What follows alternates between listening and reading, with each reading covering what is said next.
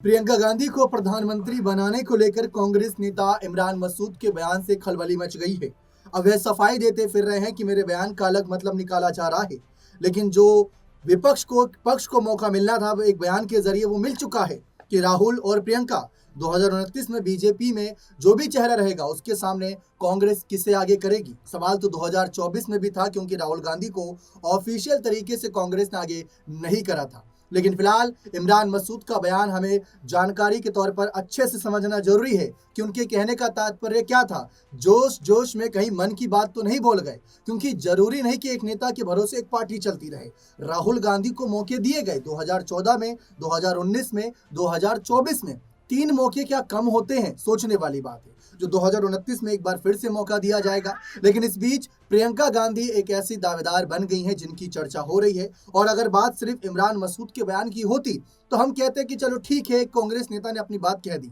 लेकिन बात तब और बढ़ गई जब रॉबर्ट वाड्रा, प्रियंका गांधी के जो पति हैं, उन्होंने खुले तौर पर कहा कि उनको आगे आना चाहिए। फिलहाल इमरान मसूद का वो बयान सुनिए और उनकी सफाई भी सुनिए कि क्या ये इस मामले पर जो उन्होंने प्रियंका को लेकर कही है। बना दीजिए प्रियंका गांधी को प्रधानमंत्री, देखिए इंदिरा जी की तरह कैसे जवाब देकर आएंगी।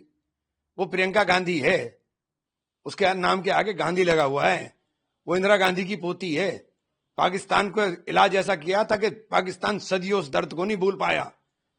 बनाइए प्रियंका गांधी को प्रधानमंत्री, देखिए फिर जवाब कैसा मिलता है। हिम्मत भी नहीं होगी करने। अरे देखिए, बीजेपी वालों के पास काम तो कुछ है नहीं। राहुल गांधी मेरे भी नेता हैं, राहुल गांधी प्रियंका जी के भी नेता हैं। प्रियंका जी के मामले में उन्होंने सवाल किया, मैंने प्रियंका जी के लिए जवाब दिया कि प्रियंका जी दूसरी इंदिरा गांधी हैं और प्रियंका गांधी और राहुल गांधी इंदिरा गांधी के पोता पोती हैं। वो इंदिरा गांधी की आंखें हैं। तो इंदिरा गांधी के चश्मे से अगर उनको देखेंगे तो आपको समझ में आएगा कि बांग्लादेश के अंदर अगर इनके पास कमान होती तो बांग्लादेश का हिंदुओं का ये हाल ना होता जो आपके साल टाइम पर हो रहा है। ये कहा था मैंने। तो क्या इसको ये नैरेटिव दिया जाए ना, ठीक है कि राहुल गांधी हटाओ और प्रियंका गांधी लाओ? राहुल गांधी हमारे सर्वमान्य नेता हैं, प्रियंका जी के नेता भी राहुल गांधी हैं। ये जो बात कर रहे हैं, ये इन लोगों के पास कोई और काम तो है नहीं। पहले अपने यहाँ तय कर लो कि तुम्हारे यहाँ क्या होना है भाई, तुम्हारे यहाँ किसका नेतृत्व रहेगा आगे, अपने यहाँ तय कर लो। आप आपस में जो आपके आपस में जो इंतशार हैं, उन इंतशारों को तय कर लो। आप कह रहे हैं कि उनका तो आप क्या उनके भी कोई नाम है जिनके नेतृत्व में आप कह रहे हैं कि वो रहे हैं कि आप अपना नेतृत्व बताएं, तो आपको भाई इनके यहाँ भी तो रोज होता है, कोई कहता है योगी जी, कोई कहता है अमित शाह जी, कोई कहता है गडकरी जी। तो ये अपने यहाँ तय कर लें पहले। इनके यहाँ अपने यहाँ तो कुछ है नहीं। हमारे यहाँ कोई झगड़ा नहीं है। हमारे नेता राहुल गांधी हैं, हमारे यहाँ कोई झगड़ा नहीं है। ये अपने दिमाग से निकाल के रखें। तो सुना आप सबने कि किस तरीके से यहाँ पर कांग्रेस नेता इमरान मसूद अब सफाई भी दे रहे हैं अपने उस बयान के बाद कि उन्होंने क्या कहा था, उनके बयान का क्या तात्पर्य था। फिलहाल हमारे साथ दिनेश सर मौजूद हैं। दिनेश सर, आपने भी वो बयान सुना, हमने भी सुना। और कांग्रेस में अगर देखा जाए जो हालात हैं, जो नतीजे हैं, वोट चोरी के मुद्दे को अगर हम थोड़ा साइड रखें और जनता उस मुद्दे पर ध्यान ना दे, तो कांग्रेस की नाकामी सबके सामने आई है पिछले 11 साल में, जब से मोदी सरकार आई है। और उसी नाकामी को छुपाने के लिए क्या वोट चोरी का मुद्दा उठाया गया, ये एक अलग विषय बनता है। लेकिन क्या प्रियंका गांधी और राहुल गांधी, जितना आपने दोनों की राजनीति को देखा है, उन दोनों को देखने के बाद क्या लग रहा है कि प्रियंका क्या आगे आ सकती है, और अगर आएंगी तो क्या राहुल से बेहतर रिजल्ट ला कर देंगी? देखिए दीपक, आपकी जो चर्चा है इसका मूल मैं कुछ इस तरीके से देखता हूं कि राहुल गांधी और प्रियंका गांधी दोनों एक साथ लोकसभा सदन में क्यों बैठे हैं, क्योंकि कांग्रेस पार्टी को मजबूत रखना है। जब ये बताया गया कि सोनिया गांधी स्वास्थ्य कारणों के चलते लोकसभा का चुनाव नहीं लड़ सकती हैं, तो कहीं ना कहीं लोकसभा में कांग्रेस पार्टी को राहुल गांधी के पारिवारिक सहयोगी की कमी खलती हुई दिखाई दी, जिसका विकल्प प्रियंका गांधी के रूप में देखा गया। राहुल गांधी ने 2 सीटों पर चुनाव लड़ा। एक तरफ वो रायबरेली से जीत दर्ज करते हुए नजर आए, दूसरी जीत उन्होंने वायनाड से दर्ज की, जहां से 2019 में सांसद थे। अब वायनाड सीट को छोड़ दिया क्योंकि नियमों के तहत एक ही सीट का प्रतिनिधित्व कर सकते हैं, इसलिए उपचुनाव हुआ और प्रियंका गांधी को पहली बार लोकसभा का चुनाव वायनाड से कांग्रेस पार्टी ने लड़ाया और वहां से उन्हें बड़ी जीत भी मिली। अब यहाँ पर जो इमरान मसूद ने बयान दिया है कि प्रियंका गांधी को प्रधानमंत्री चेहरे के रूप में कांग्रेस पार्टी को प्रेजेंट करना चाहिए। देखिए, इसका मुख्य जो तात्पर्य है वो उत्तर प्रदेश से भी जुड़ा हुआ है। लोकसभा चुनाव 2024 के वक्त पर कांग्रेस पार्टी और समाजवादी पार्टी का गठबंधन था और कांग्रेस और समाजवादी पार्टी के बीच सीट शेयरिंग को लेकर पेच फंसा हुआ था। काफी कड़ी मशक्कत करनी पड़ी थी। राहुल गांधी उस दौरान भी काफी असमंजस में दिखाई दे रहे थे। अखिलेश यादव के साथ बातचीत बनती हुई नजर नहीं आ रही थी क्योंकि सपा को ज्यादा मजबूती अपने संगठन की उत्तर प्रदेश में दिखाई दे रही थी। बतौर प्रियंका गांधी ने राष्ट्रीय महासचिव अखिलेश यादव से बातचीत की। करीब बताया जा रहा है कि 17 मिनट तक बातचीत हुई दोनों की फोन कॉल पर और सीट शेयरिंग का फॉर्मूला तय हो गया।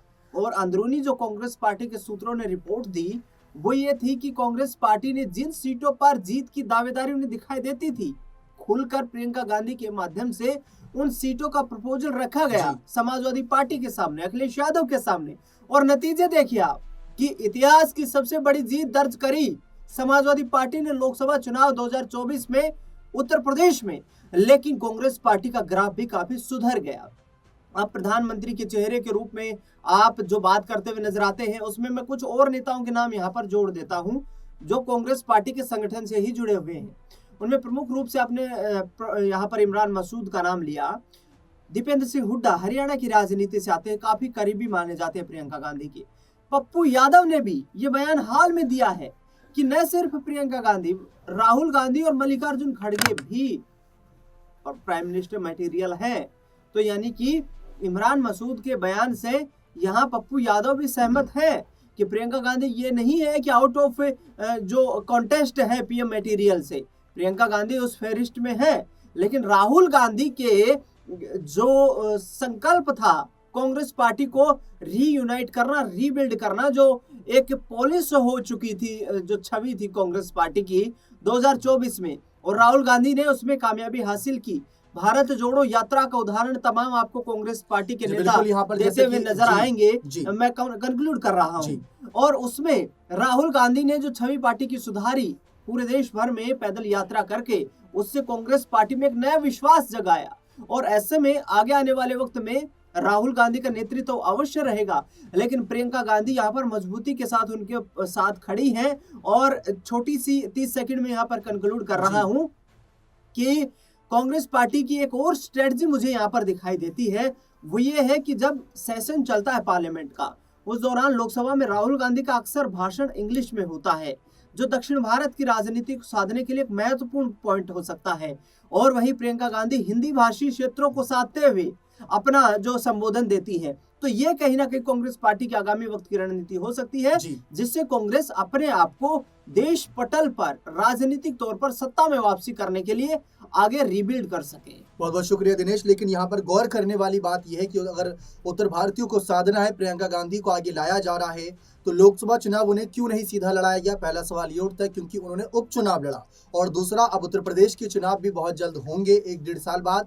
तो वहां पर प्रियंका गांधी को अगर आगे करना ही है तो अभी से ही क्यों ना उनको आगे लाया जाए, क्योंकि वहां पर भी कांग्रेस की मौजूदगी दर्ज करानी होगी। अगर प्रियंका को उत्तर भारत में ही आगे करना था तो प्रियंका को क्यों वायनाड भेजा गया? और राहुल गांधी खुद उत्तर प्रदेश की रायबरेली से सांसद है, चाहते तो रायबरेली से इस्तीफा देकर वे वायनाड जा सकते थे और प्रियंका को रायबरेली रहने दिया जाता है कि ठीक है यहाँ उपचुनाव होता तो उत्तर प्रदेश को भी साधने के लिए यहाँ से सांसद बन के उभरती। तो जो आपने कहा वो भी अपनी जगह ठीक हो सकता है, लेकिन यहाँ पर मंजर तो कुछ और नजर आ रहा है। लेकिन फिलहाल ये तो इमरान मसूद की चाहत है, और भी बाकी नेताओं के अभी बयान आने बाकी हैं। बीजेपी जबरदस्त तरीके से इस मुद्दे पर सवाल उठा रही है। उनको तो मौका मिल गया है कि कांग्रेस को 2 धड़ों में बांटने का। एक धड़ वो हो सकता है जो प्रियंका को समर्थन करे और दूसरा वो जो राहुल गांधी को समर्थन करे, क्योंकि ऐसा नहीं है कि हर कोई राहुल गांधी को बिल्कुल आंख बंद करके सपोर्ट कर रहा है।